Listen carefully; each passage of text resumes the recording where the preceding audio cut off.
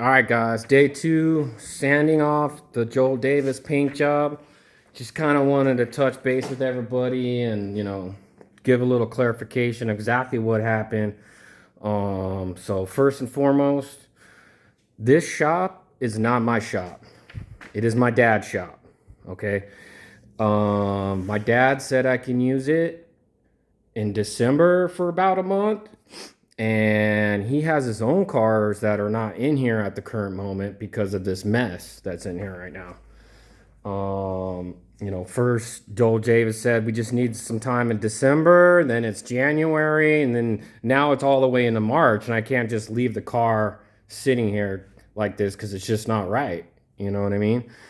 So, how this all started was I seen that I wanted to take a class to learn more about painting, and he did. I noticed Joel Davis did bodywork experience classes, and I seen that he had a car that looked like it was primered on there. So I figured, hey, if he can lay down primer, he can lay down single stage. So asked him if we can do the body working thing and do a single stage paint job, and that would be good. And I really like Winfield fades, but my budget doesn't really, I had about 10K for the budget, and that's about it. And he chose Candy Paint and Metal Flake and, all these professional products that he's, never worked with, instead of, keeping it simple. And I told the guy a few times that, hey, less is more.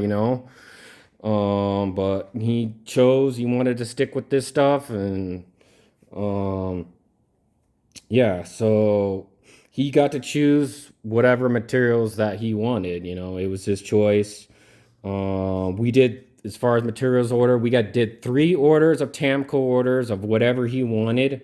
I didn't stop 2 days before he was about to leave, is when I told him, and he wanted to dump 4 gallons of clear on this car that is freaking purple, dude. Purple. Guys, this is purple. If you think that's blue, I never wanted a purple car. This is blue. That's blue. Guys, this is purple. Okay? I'm not gonna drive around a Joel Davis purple car that was supposed to be blue. Okay, so this whole time he told me probably be about 100 times that I'm gonna get the most bitchin' paint job, dude. You're gonna get the most bitchin' paint job, dude. People are gonna be asking you to go to car shows, and I need to sign the glove box and pinstripe this and do that, and I just try to keep it simple and just try and just get a basic fade job going on this thing, but he would just start saying this car's gonna be the most bitchin' paint job. It's gonna be so bitchin', dude. You're gonna get it such a good deal, dude. So bitchin'. If you notice the videos of the car he does on mine, they're like this. Wow, guys, whoa, look at all, whoa, cool. You don't really get to see what's really going on. It's going, they're so fast that you notice, like, actually in a lot of his videos are like that, because he doesn't want to answer questions to professionals or people who really know what's going on. And people who start asking questions, he just blocks them, and so he creates this fake world online. And but anyways, so, and then as far as the temperature goes, he chose to work paint at night. I couldn't get this dude to paint during the day.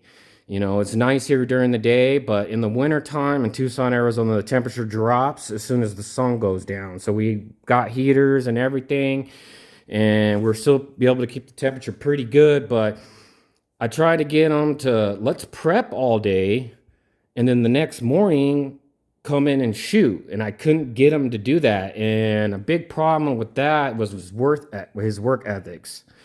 He would go on his phone for 10 minutes and then work for 10 minutes, and be on his phone for 10 minutes and then work for 10 minutes. So a 12-hour day, you're only going to get 6 hours of work out of this dude. Then you got to take lunch out of there. So he would make these goals like we're going to meet every day, and then we wouldn't meet them. And so you just get further and further behind, and there was never any busting of his ass to get it done for sure, you know.